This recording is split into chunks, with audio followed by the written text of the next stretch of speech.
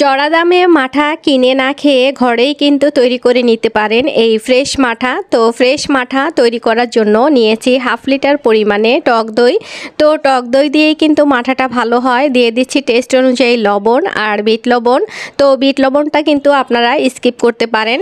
এখন দিয়ে দিচ্ছি ফ্রেশ টাটকা লেবুর রস। এখানে আমি একটা লেবুর রস পুরোটাই দিয়েছি। এরপর একটা হ্যান্ড উইক্স দিয়ে খুব ভালো করে মিশিয়ে নিচ্ছি।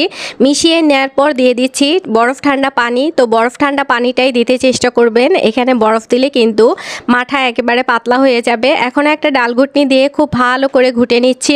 ঘুটে নিলেই কিন্তু ফেনাযুক্ত মাঠা তৈরি হয়ে যাবে।